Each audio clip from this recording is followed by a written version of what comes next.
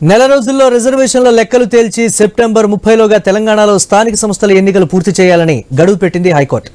ఈ గడువు ఎలా ఉన్నప్పటికీ తెలంగాణ సర్కార్ ముందు ఇది చిన్న సమస్య కాదు, పెను సవాల్తో కూడుకున్న అంశం. బీసీ రిజర్వేషన్లు తేల్చకుండా ఎన్నికలకు వెళ్లడం సాధ్యం కాదు. బీసీలకు 42% రిజర్వేషన్లు కల్పిస్తామని హామీ ఇచ్చింది. ఇప్పుడు ఈ హామీ నెరవేర్చకుండా ఎన్నికలకు వెళ్లే పరిస్థితి లేదు.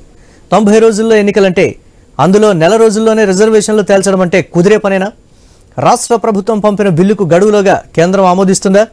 వచ్చే నెల 21 నుంచి పార్లమెంట్ సమావేశాలున్నాయి. పార్లమెంట్ సమావేశాల్లో బిల్లు తీసుకొచ్చి రిజర్వేషన్లు ఖరారు చేస్తారా? పైగా రిజర్వేషన్ల ఖరారుకు రాష్ట్ర ప్రభుత్వానికి జూలై 24 వరకే గడువు ఉంది. అందుకే ప్రభుత్వం ప్రత్యామ్నాయ మార్గాలను చూస్తోంది. బీసీలకు 24% రిజర్వేషన్లు కల్పించేలా ప్రత్యేకంగా జీవో తేవచ్చన్న వాదన ఉంది. ఈ దిశగా న్యాయ నిపుణుల సలహాలు తీసుకుంటోంది. మరి రాజ్యాంగపరమైన అంశాల్లో జీవో ఇస్తే చెల్లుబాటు అవుతుందా? న్యాయపరమైన చిక్కులు వస్తే మార్గం ఏంటి? ఇలా అనేక ప్రశ్నలకు సర్కారు సమాధానం చెప్పుకోవాలి. ఎన్నికల దిశగా అడుగులు వేయాల్సిన పరిస్థితి.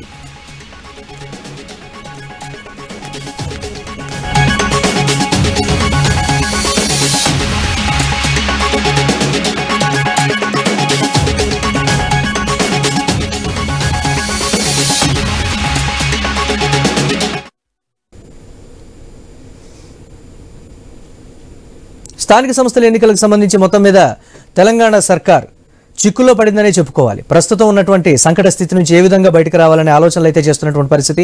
ఇదే అంశానికి సంబంధించి మరిన్ని అప్డేట్స్ మా ఇన్పుట్ ఎడిటర్ శ్రీకాంత్ లైవ్ ద్వారా అందిస్తారు. Over to you Srikanth. Murali, good afternoon. Thank you so much. మొత్తానికి తెలంగాణలో స్థానిక సంస్థల ఎన్నికలకు సంబంధించి సెప్టెంబర్ 30 లోపు నిర్వహించాలి అని హైకోర్టు చెప్పినటువంటి క్రమంలో ఇప్పుడు అసలు అధికార పార్టీ ఏం చేయబోతోంది, ఎన్నికల కమిషన్ ఏం చేయబోతుంది, ఎట్లా నిర్ణయం తీసుకోబోతున్నారు, మళ్ళీ ఏమన్నా అఫిడవిట్కి వెళ్ళేటువంటి అవకాశం ఉందా అన్నది ప్రధానంగా ఒక చర్చ ఇప్పుడు బలంగా నడుస్తోంది. సో సమయం తక్కువగా ఉంది. అటు స్థానిక సంస్థల్లో బీసీలకు సంబంధించినటువంటి 42% రిజర్వేషన్ లేని దాని సంగతి కూడా ఇంకా లెక్క తేల్చాల్సినటువంటి అవసరం ఉంది. సో ఎంతవరకు ఇది తీసుకురాగలుగుతాం? మోరోవర్ ఈ బిల్లు ఇప్పటికే ఈ బిల్లును రాష్ట్ర ప్రభుత్వం అసెంబ్లీలో ఆమోదించి కేంద్రానికి పంపించడం జరిగింది. సో కేంద్ర ప్రభుత్వం పార్లమెంట్ లో అంటే లోక్సభలో రాజ్యసభలో బిల్లును ప్రవేశపెట్టాలి.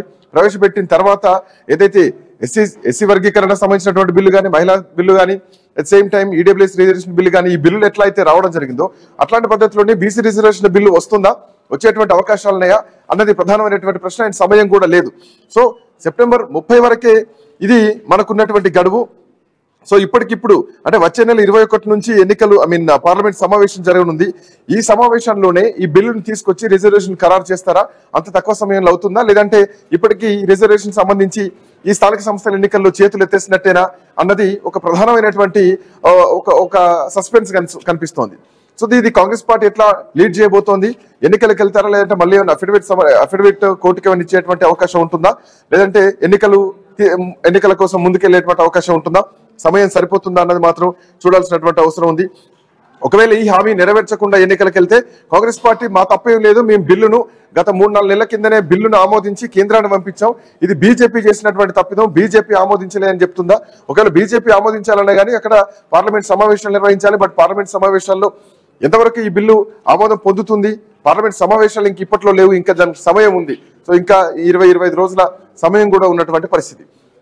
బట్ ఇప్పుడు ఈ బిల్లుకు సంబంధించి ప్రజల్లోకి వెళ్ళేటువంటి అవకాశం ఉంటుందా అన్నది మాత్రం చూడాలి.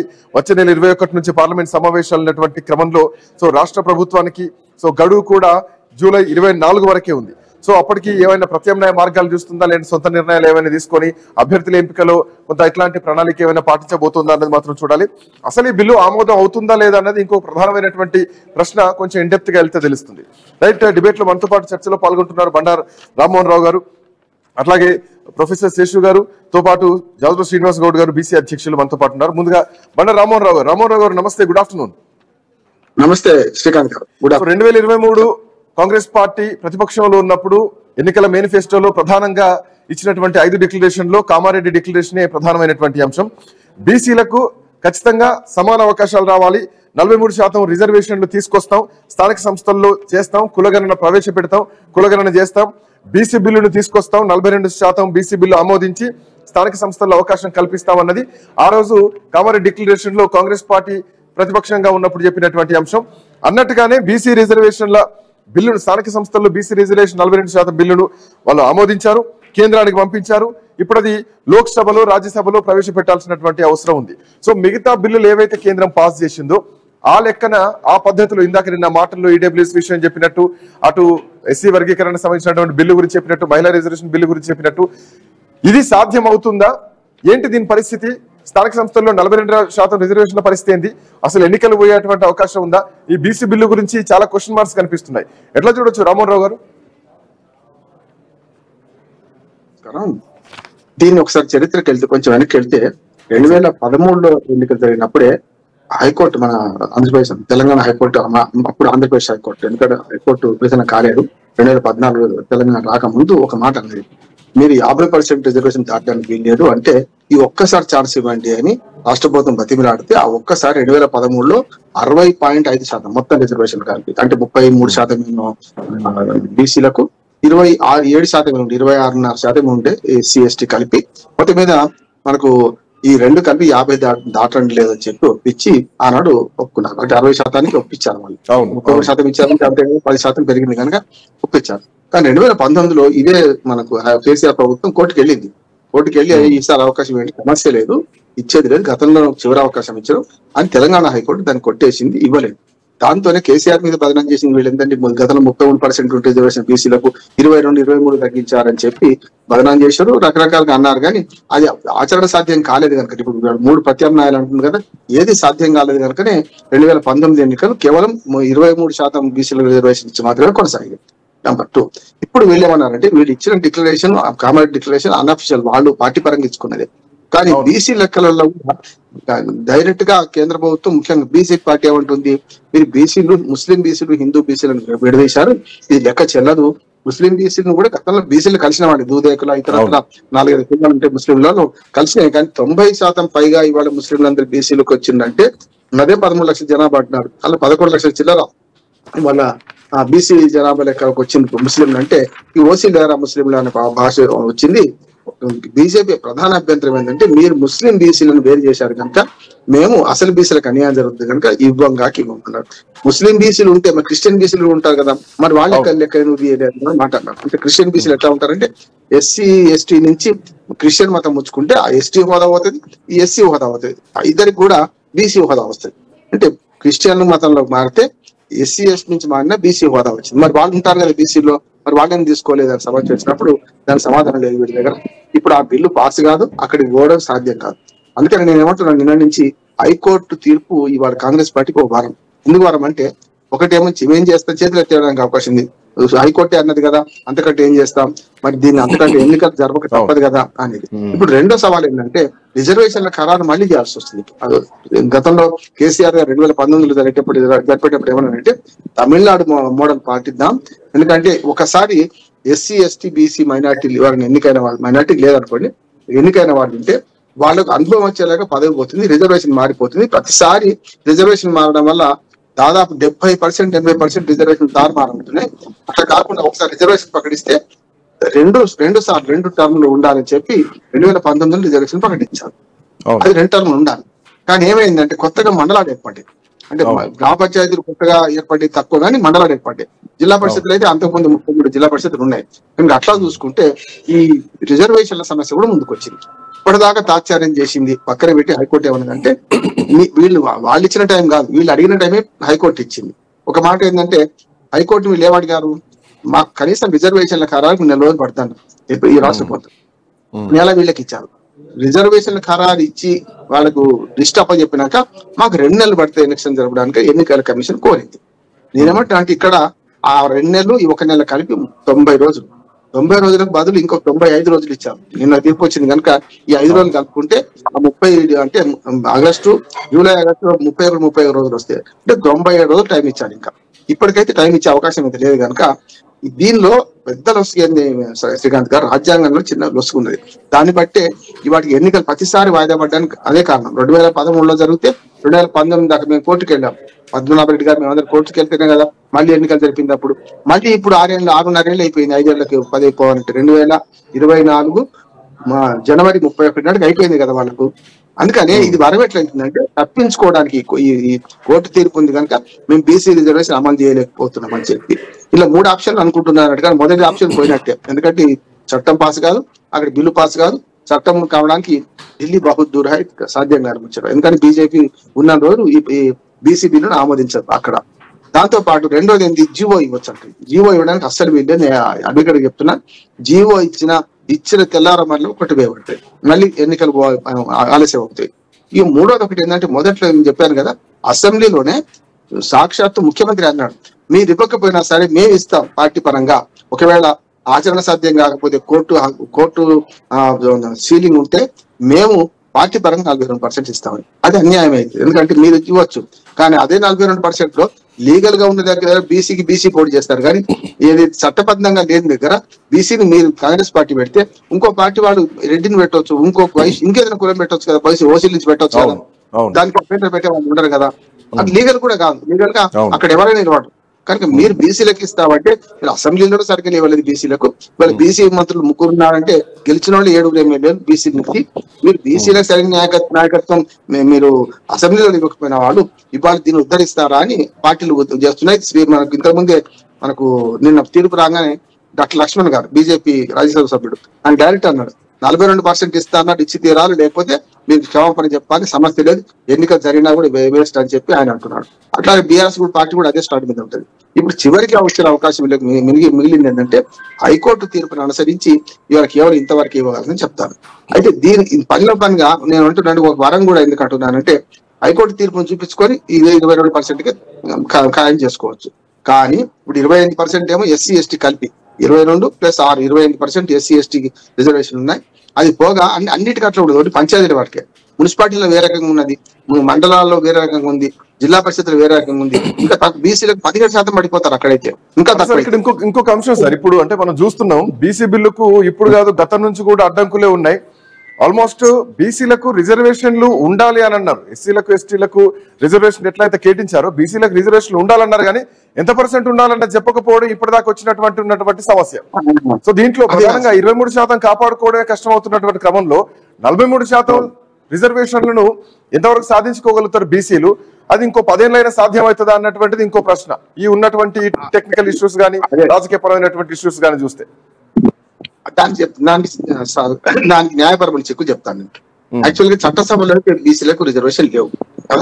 ఇది కూడా ఏం చేశారంటే, ఎన్టీ రామారావు గారు ఇప్పుడు చట్టం లేకముందే ఎన్టీ రామారావు గారు 73-74 రాజ్యాంగ సవరణ రాకముందే ఆయన 33% ఫిక్స్ చేశారు. ఆ 33 ఇవి కలుపుకొని కొన్నిసార్లు 55% ఉంటాయి. ఎస్సీ ఎస్టీ రిజర్వేషన్ పెరుగుతున్న వల్ల మన జనాభా లెక్కలు ఉన్నాయి కదా, ఆ జనాభా లెక్కల ప్రకారం మనకు పెంచక తప్పదు. ఆ పెరుగుతున్న కొద్ది రిజర్వేషన్ తక్కువైంది, బీసీలు తక్కువకుండా వచ్చింది. కానీ 2013 దాకా ఎన్టీ రామారావు నుంచి 2013 దాకా ఎక్కడ కూడా బీసీ రిజర్వేషన్ 33% తగ్గకుండా ఒప్పుకున్నారు. ఈ 50% సీలింగ్ సుప్రీంకోర్టు ఉండడం వల్ల బీసీ రిజర్వేషన్ తక్కువ అవుతున్నాయి. లేకపోతే 60 కాదు 70 ఇచ్చుకుని అడిగే వాళ్ళు లేకపోతుండే. ఇప్పుడు ఏమైందంటే రేపు పొద్దున ఈ సీలింగ్ అడ్డం వస్తుంది. బీసీ రిజర్వేషన్ తగ్గించడానికి కారణం ఏంటంటే ఈ 50% దాటవద్దు అనే సీలింగ్ అడ్డం వస్తుంది, సుప్రీంకోర్టు ఇచ్చింది. ఆ సీలింగ్ పోవాలంటే కేంద్ర ప్రభుత్వం చట్టం చేయాలి, దాన్ని మళ్ళీ 9వ షెడ్యూల్ చేర్చాలి. 9వ షెడ్యూల్ చేర్చకుండా కూడా ఒకటి ఉన్నది, 73 తర్వాత 73 కన్నా ముందు వాళ్ళు 9వ షెడ్యూల్ చేర్చుకున్నారు తమిళనాడు వాళ్ళు.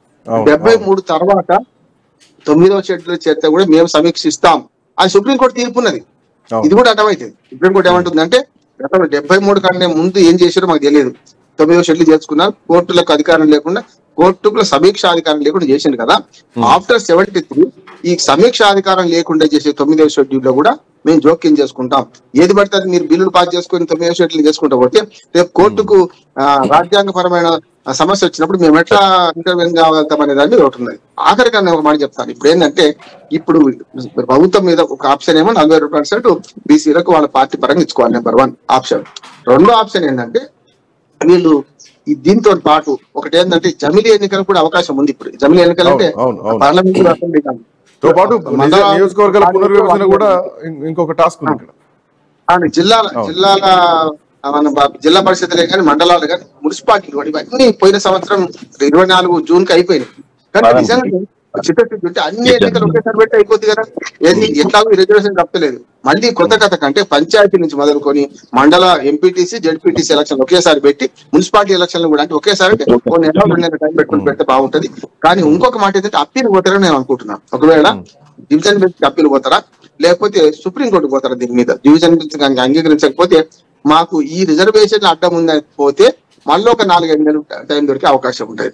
కానీ అప్పుడైనా అక్టోబర్ నవంబర్ పెట్టాల్సిందే కదా. అప్పటికల్లా వీళ్ళ ప్లానింగ్ ఉండే రైతు బంధు ఇచ్చి ప్రజలను సానుకూలం చేసుకుందాం అనుకున్నాను. రైతు బంధు ఇచ్చేసిండ్రు. సెప్టెంబర్ 30 నాటికి పాత పడిపోతుంది. మళ్ళీ అక్టోబర్ నవంబర్ లో పాత 2 విడతలు ఏ సంగతి అని అంటారు కదా. ఇప్పటికే పాత సంవత్సరాలే బాగా ఇచ్చారు. 2024 25 మేలో ఇచ్చేది ఉన్నది, 25 డిసెంబర్లో వస్తుంది మళ్ళీ రైతు భరోసా. కనుక మళ్ళీ రైతు భరోసా ఎక్కడి నుంచి చేస్తామని బాధ కూడా ఉంది. కనుక ఒకే దెబ్బకు 2 పిట్టలు. ఏమన్నా కానీ సుప్రీంకోర్టు హైకోర్టు తీర్పును బట్టి మేము చేస్తున్నామంటారు. ఈ తొక్కితే కనిపిస్తారు, సెప్టెంబర్ లో ఎన్నికలు జరిపిస్తారు. పంచాయతీ ఎన్నికల మీద మాత్రమే ఈ మేడ మీద కత్తి ఉన్నది. అదే మా మండల పరిషత్ జిల్లా పరిషత్ మీద లేదు కనుక పంచాయతీ ఎన్నికలే మొదలు జరుపుతారని అనుకుంటున్నాను. జరిపించి మనకు దాన్ని ఏమంటారంటే ఒక రకంగా రమా అని పెట్టుకుంటారని నేను అనుకుంటున్నాను. రైట్, ఒక్క నిమిషం సార్. మా కరెస్పాండెంట్ సునీల్ కూడా మనతో పాటు జాయిన్ అయ్యారు. Sunil, good afternoon. సో బీసీలకు 42% రిజర్వేషన్ ఇందాక మనం అనుకున్నట్టు అఫ్ కోర్స్ కాంగ్రెస్ పార్టీ అధికారంలోకి రావడానికి కామారెడ్డి డిక్లరేషనే ప్రధానమైనటువంటి అంశం. వాళ్ళ అన్నమాట ప్రకారం బీసీ లెక్కలు తేల్చడం జరిగింది, బీసీ బిల్లును ప్రవేశపెట్టారు, కేంద్రాన్ని పంపించారు. బట్ ఇప్పుడు కేంద్రం నుంచి ఎట్లాంటి నిర్ణయం వస్తుందంటే పార్లమెంట్ సమావేశంలోనే బిల్లును ప్రవేశపెట్టాలి. అంత సమయం మాత్రం చూస్తే కనిపించడం లేదు. బట్ ఇది టెక్నికల్ గా ఎట్లా సాధ్యమవుతుంది? ఇది బీజేపీ కోర్టులో కాంగ్రెస్ పార్టీ వెళ్ళి ఎన్నికలకు వెళ్తుంది అనుకోవచ్చా? సో ఈ గ్రామ పంచాయతీ కానీ లేదంటే స్థానిక సంస్థల ఎన్నికల పరిస్థితిని తెలంగాణలో మనం ఎట్లా చూడొచ్చు? బీసీ రిజర్వేషన్ బిల్లును ఎట్లా మనం ఇప్పుడు ప్రస్తుతానికి మనం డిస్కస్ చేసుకోవచ్చు సునీల్? ఇప్పుడున్నటువంటి సిచ్యువేషన్ బట్టి చూస్తుంటే ఈ ఎన్నికల్లో బీసీలకు 42% రిజర్వేషన్ ప్రకారం ఎన్నికలు ప్రభుత్వం వెళ్తుంది అని అనుకుంటే అది ఇప్పట్లో సాధ్యమయ్యే పని కాదన్నట్టుగానే మనకు స్పష్టంగా కనిపిస్తా ఉంది. ఎందుకంటే ఇప్పుడు అంశం కేంద్రం పరిధిలో ఉంది. ఇప్పటికే రాష్ట్ర ప్రభుత్వం బీసీ జనగణన చేపట్టింది. అందులో భాగంగా బీసీలకు 42% రిజర్వేషన్లకు సంబంధించి అసెంబ్లీలో కూడా తీర్మానం చేసింది. ఆ తీర్మానాన్ని ఏకగ్రీవంగా తీర్మానం చేసి ఇటు కేంద్రానికి పంపింది. కాబట్టి కేంద్రం ఇప్పుడు ఒక నిర్ణయం తీసుకోవాల్సి ఉంటుంది. ఈలోగానే ఇటు హైకోర్టును కూడా మాజీ సర్పంచులు కావచ్చు కొంతమంది ఆశ్రయించారు. ఇప్పటికీ రాష్ట్రంలో కాంగ్రెస్ పార్టీ అధికారంలోకి వచ్చి 1.5 కాలమైంది. ఇప్పటికీ కూడా స్థానిక సంస్థల ఎన్నికలు నిర్వహించట్లేదు.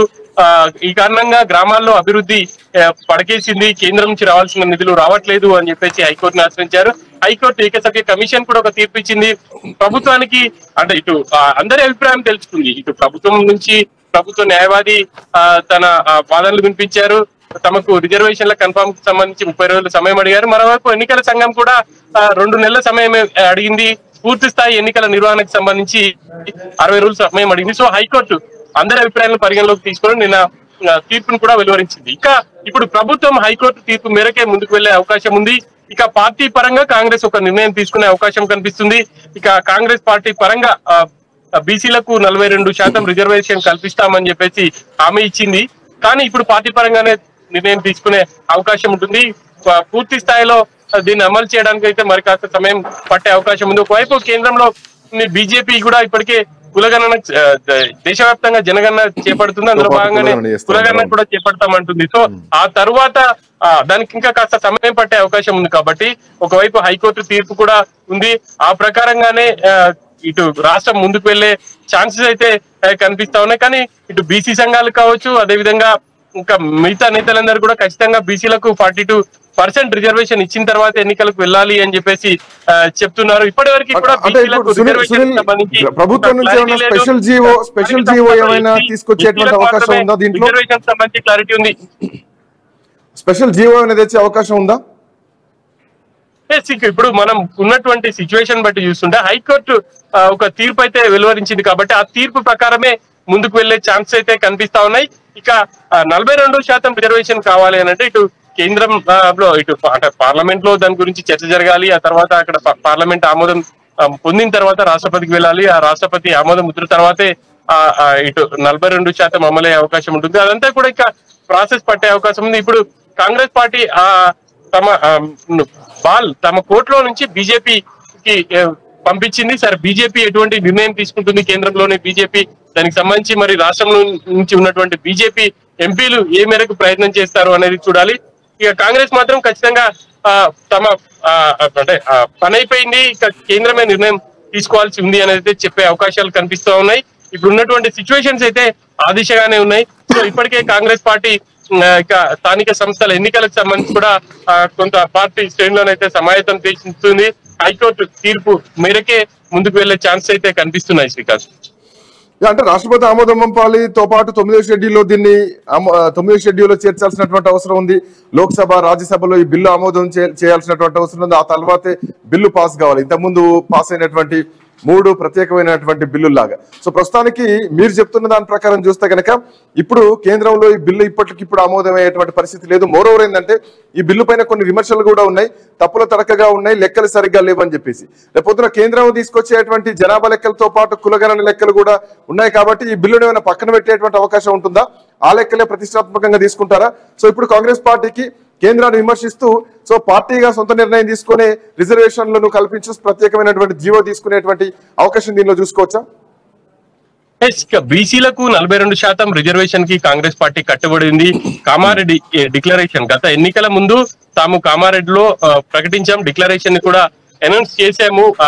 పార్టీ జాతీయ అధ్యక్షుడు మల్లికార్జున ఖర్గే అనౌన్స్ చేశారు. ఆ దిశగానే తాము ప్రయత్నం చేశాము. రాష్ట్రంలో కులగణన చేపట్టాం. ఆ కులగణన తర్వాత అందులో భాగంగానే బీసీ సంబంధించి జనాభా అంటే వాళ్ళకి స్థానిక సంస్థల్లో రిజర్వేషన్ 42% ఇచ్చేందుకు తాము కట్టుబడి ఉన్నాము. కానీ కేంద్రం కూడా ఒక నిర్ణయం తీసుకోవాల్సి ఉంది. ఎందుకంటే ఇప్పటికే సుప్రీంకోర్టు డైరెక్షన్స్ కూడా ఉన్నాయి, స్థానిక సంస్థల్లో రిజర్వేషన్స్ 50% మించకుండా ఉండకూడదు అని చెప్పి. సో వాటన్నిటిని అధిగమించాలనంటే ఇప్పుడు కేంద్రం రాష్ట్రపతికి రాష్ట్ర ప్రభుత్వం పంపించినటువంటి ఆ బిల్లును కేంద్రం ఇటు రాష్ట్రపతికి కూడా పంపించాల్సి ఉంటుంది. ఆ ఆమోదం తర్వాతే నిర్వహించాల్సి ఉంటుంది. కాబట్టి ఇదంతా కూడా బీజేపీ కేంద్రంలోని బీజేపీ కొంత పూర్తి స్థాయిలో ఆమోదం తెలిపే అవకాశాలు అయితే తక్కువగా కనిపిస్తున్నాయి. ఎందుకంటే ఇప్పటికే వాళ్ళు రాష్ట్రంలో చేపట్టినటువంటి ఇటు జనాభా లెక్క ఏదైతే రాష్ట్ర ప్రభుత్వం ప్రతిష్టాత్మకంగా చేపట్టినటువంటి కులగణని పూర్తి స్థాయిలో వాళ్ళు వ్యతిరేకిస్తూ వస్తున్నారు, తప్పుల తడక అని చెప్పేసి. సో దీన్ని ఆమోదించే అవకాశాలే తక్కువగా ఉంటాయి. ఇప్పుడు రాష్ట్రం ముందు ఉన్నటువంటి ఏకైక ప్రత్యామ్నాయం హైకోర్టు ఇచ్చినటువంటి తీర్పు కాబట్టి ఆ దిశగానే వెళ్లే ఛాన్సే ఎక్కువ కనిపిస్తున్నాయి. Srikanth, right Sunil, thanks for joining. But Bandaru Rammohan Rao గారు, జనరల్ గా అయితే అంటే స్పెషల్ సెషన్ పెట్టి అయినా బిల్లులు ఆమోదించినటువంటి సందర్భాలు చాలా సందర్భాల్లో ఉన్నాయి. తెలంగాణ విషయంలో కేంద్రం అంత ఈజీగా స్పెషల్ సెషన్ పెట్టేటువంటి పరిస్థితి మాత్రం ఈ బిల్లు విషయంలో కనిపిస్తలేదు. మరోవర్ ఈ బిల్లు పైన చాలా విమర్శలు కూడా ఉన్నాయి.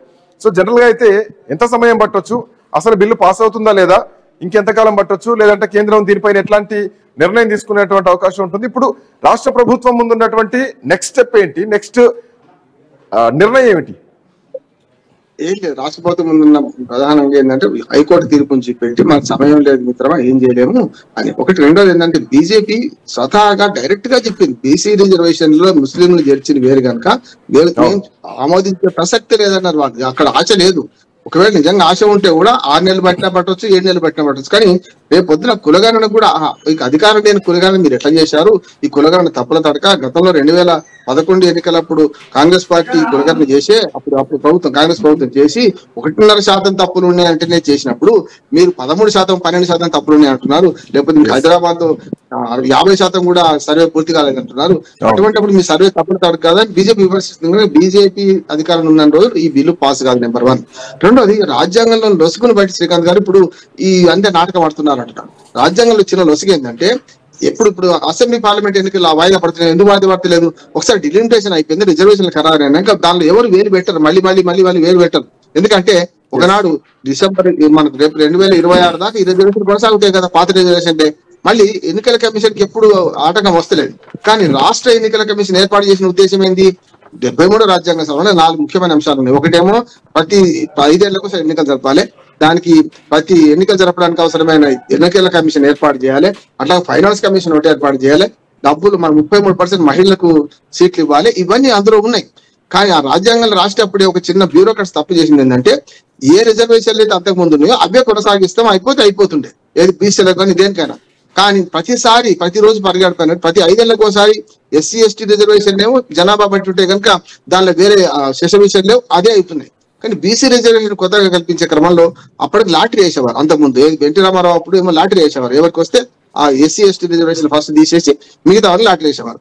అది పోయి ఇప్పుడు ఏం చేశారు, జనాభా ప్రాతిపదికన తీసుకొని రొటేషన్ లో ఈసారి ఈ 33% ఈ గ్రామ పంచాయతీలు వస్తాయి, తర్వాత ఈ వస్తాయి అని చెప్పి పెట్టారు. ఇప్పుడేమైందంటే ఆ లొసుగును ఆధారం చేసుకొని అంటే ఇప్పుడు ఎలక్షన్ కమిషన్ గత సంవత్సరం నుంచి రెడీ ఉన్నది, 1.5 year నుంచి రెడీ ఉన్నది. మాకు 2 నెలల టైం కావాలి, మీరు రిజర్వేషన్ ఖరారు చేసి ఇవ్వండి, మేము ఎన్నికలు పెడతా అంటున్నాడు. ఇప్పుడు కూడా అదే అన్నది కదా, వీళ్ళు ఇంకో తప్పుడు అఫిడవిట్ ఏంటంటే నెల రోజులు మాకు సరిపోతే రిజర్వేషన్ కన్నారు. తప్పు కదా, వీళ్ళు కనీసం 2 నెలలు టైం అడిగేది ఉండే, అక్టోబర్ దాకా పోతుండే. ఇప్పుడు సెప్టెంబర్ ఎన్నికలు సాధ్యం కాదు, ఇంకా వర్షాకాలం పూర్తిగా ఆగస్టు సెప్టెంబర్ పూర్తిగా వర్షాకాలం. జూలైలో కొంచెం అటు ఇటు తక్కువ ఉండొచ్చు, కానీ ఆగస్ట్ సెప్టెంబర్ అయితే పూర్తి వర్షాకాలం కదా, పంచాయతీ ఎన్నికలు కదా, వాళ్ళు పండిట్స్ పెట్టి ఓటింగ్ రావాలి కదా, వాళ్ళందరూ ప్రచారం కూడా కష్టమే వర్షాలని. ఇప్పుడు కొత్త సమస్యలు వస్తాయి, వర్షాలు వాగులు వస్తాయి, వరదలు వస్తాయి, ఇట్లాంటివి అన్ని ఉంటాయి.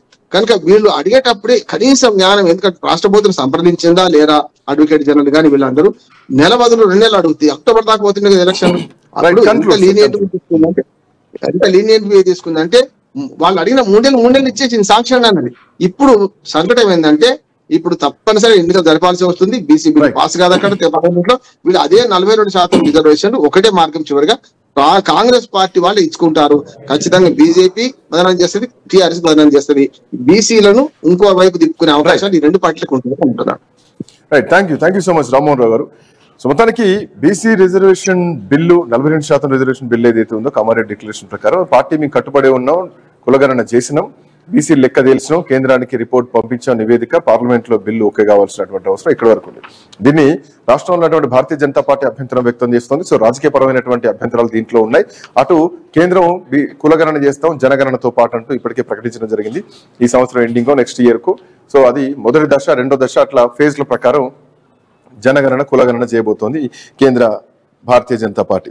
సో ఇప్పుడు ఈ బిల్లు ఎంతవరకు శాంటిటీ ఉంటుంది అండ్ ఆ బిల్లు ఆమోదం తెలిపినా తెలిపోయినా రాష్ట్రంలో సెప్టెంబర్ 30 లోపు ఎన్నికలు జరపాలి, గ్రామ పంచాయతీ స్థానిక సంస్థల ఎన్నికల్లో.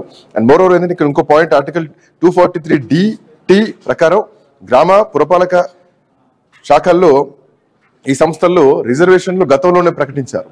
బట్ ఎస్సీలకు ఎస్టీలకు జనాభా దామాషా ప్రకారం రిజర్వేషన్లు ఇవ్వాలి అంటే బీసీలకు మాత్రం రిజర్వేషన్లు ఉన్నాయన్నారు కానీ ఎంత రిజర్వేషన్లు అన్నది లేదు. సో ఇప్పుడైనా రిజర్వేషన్ లెక్క తెలుస్తుందా అంటే దీనికి ఇన్ని కొర్రీలు ఉన్నటువంటి పరిస్థితి.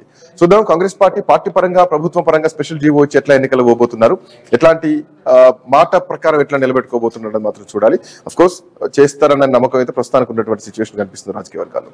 చూద్దాం. That's all for now. Next updates continue అయితే కీప్ వాచింగ్.